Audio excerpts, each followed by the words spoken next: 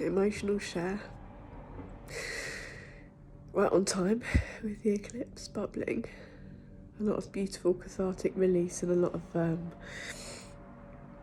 I guess, darker energy and tension coming up to be cleared. And I think without sort of cycling back to things and topics that I was talking about before, but, you know, we know this healing journey is not linear. It's a spiral path or cyclical, and we revisit things that need to be addressed so that we can move on stronger. Is when if we believe in the different realms and things outside of the physical reality, which I believe and many other people believe, that over the next 5 to 10 years certain things that I speak about in my daily life that other people don't find normal will only become sort of more common and spoken about over the next 5 to 10 years because of things that will just be uncovered. I'm certainly not the first person to be talking about it or think that I'm above anybody else because I can see a few things or hear a few things. It's just I'm on a different path, a shamanic path that has been revealed to me. I certainly didn't consciously sign up for it in this lifetime, but I think when we do go through, if we believe, spiritual attacks or spell work, there is, or there's illusion spells and veils placed upon us, and this is not us saying, oh, we're a victim of anything. It's just acknowledging behaviour around us that has led up to a place where we might not feel our normal self, and then something happens as a trigger, or we manage to pull ourselves out of that spell, and the veil gets lifted and things become clearer. During that time when we are either, you know, experiencing something quite traumatic like you've never experienced before, like you feel like you're going to die, or someone's out to get you, or you're in a place that you can't get out of, and you're in, you know, war, or sensations and stuff around you has never been experienced before in this lifetime, in this physical realm. So all the sensation and mental overwhelm and overload can manifest in various different ways, and one of that is obviously not knowing who to trust, and trust is obviously a big thing when as an empath, you know, the journey that we go on is like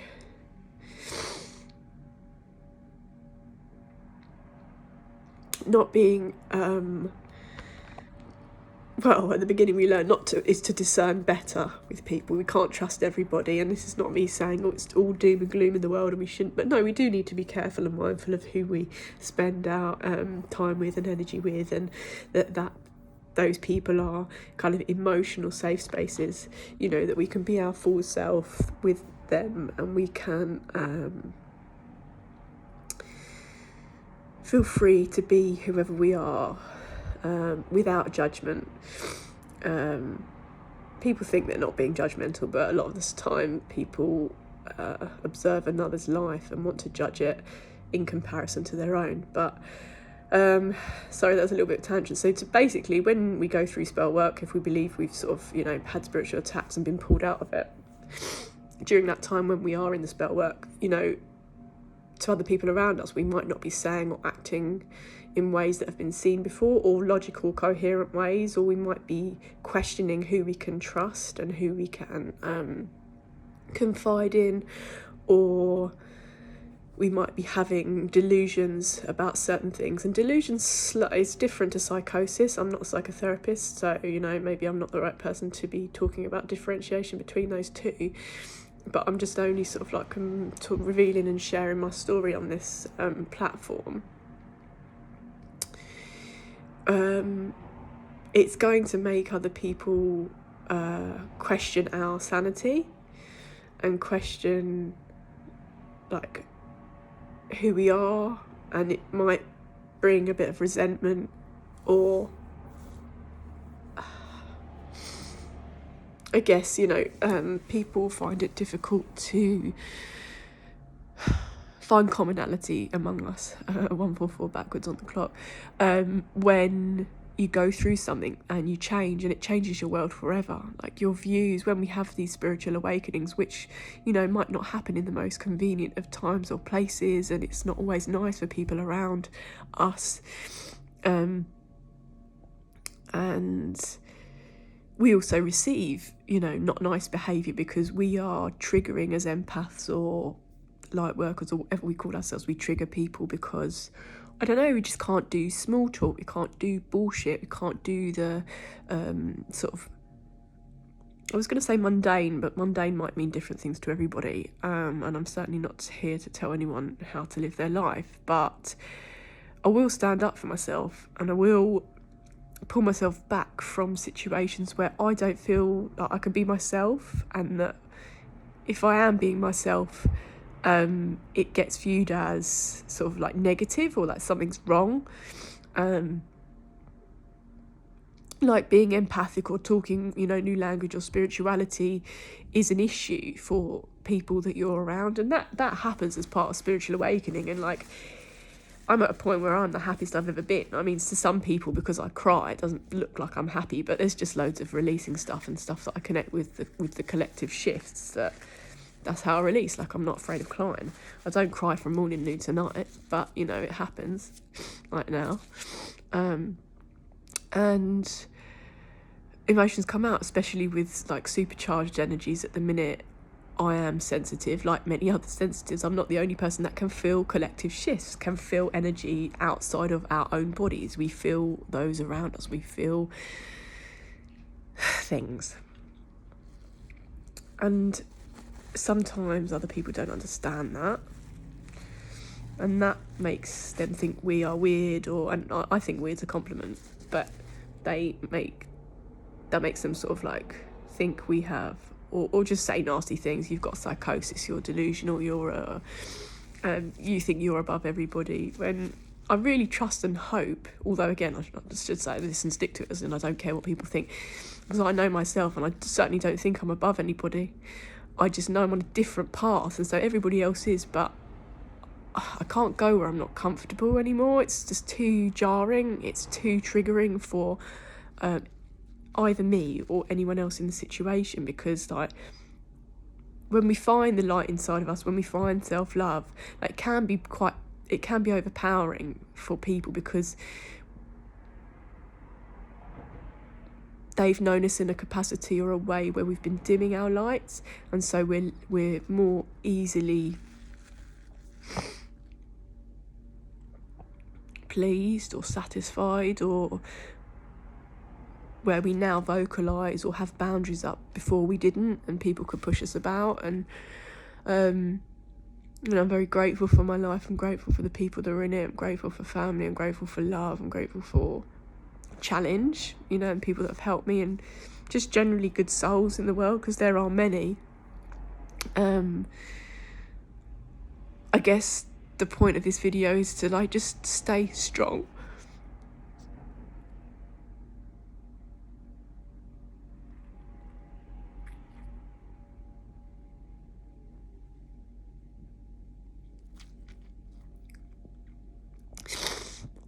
It can feel hard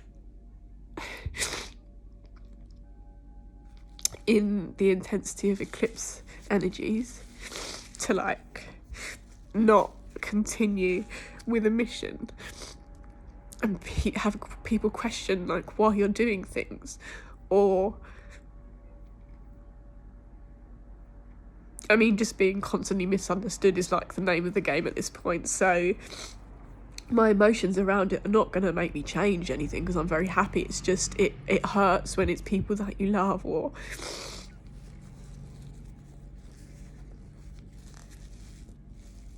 people that want you to be different because it makes them happier, rather than accepting like the person in front of them is happy. Like, I'm the happiest I've ever been. Just because I'm crying doesn't mean I'm not happy. I'm just allowing things to come to the fore that I maybe never used to. And I just trust people are releasing in ways and finding emotional safe spaces by themselves or with others around you, other soul family or other spiritually sensitive people, where you can have conversations and feel so free.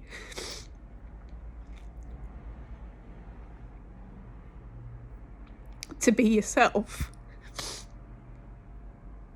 because I tell you what, like, maybe the tears are coming because not feeling in myself or being able to be loving to myself and just being like misunderstood and like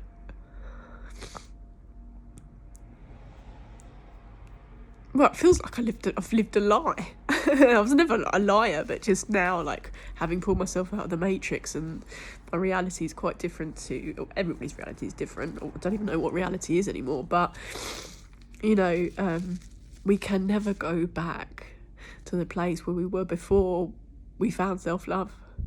We can never go back to minimizing our true self. And like, as a deep soul, I am really deep. I'm not the only deep person in the world or deep soul in the world. I'm so deep, and I love the other people that I've met. They're all so deep, and so may us deep souls find each other and have conversations that are healing, and find the courage to move past pain and hurt, because people project it. And the fact is, like, the tears and stuff that I feel are often not my own, because even though I'm crying right now, I trust that with confidence, like 11:22 on the clock, is that with confidence I can say, like, I've never wanted to be anybody different. Right here, right now, I love myself, and I trust that so many of us are finding this realisation and divine love in self. Even if people think we're talking like a dickhead or twats, or we don't use the same language, because everything has changed. We're in historical, momentous time in the world. I've been through crazy shit, like loads of other people who have been tested in the spirit. We can only sit and be patient, you know. Smoke the Most High will always have our back and never intends to kill us, and everything hidden will reveal itself, and so we will no longer look crazy. I mean, I don't really care if people think I'm crazy, but everything that maybe didn't make sense will probably make sense in a couple of months' time, or a couple of years' time, because finding 100% peace in your heart must mean that something's in alignment, like the healing work that we've done is in alignment with our higher self. And when these times or these eclipses, and some people say, yeah, mate, we've never been here before, or and things are energetically charged and it's a bit intense, and as deep souls, and we feel intensely, we might be too intense for other people, but like, they're not our people, because we're never too anything for the people that genuinely have love in their hearts for us. And stop comparing their lives to what our lives are meant to look like. My life's not meant to look like anybody else's life right now, because nobody is, as I've said this before, and it's not a judgment on anybody else, but for me, no one else, very few people are living a life that I desire for myself. That's why it's taken me time to get there, because I know very few people who've done it before, so I can't really be talking to people because I don't know which people to talk to, because no one's doing it. A few people I see, and I respect their lives, and people that are paving beautiful things for themselves and their future legacy in the world right now, all over, but they're not me. And so we've all got to look at things from our own lived experiences, and so if I can't see anybody around who's living a life that I want for myself and for my future legacy, then we've got to carve that ourselves. So 1414, it's all good.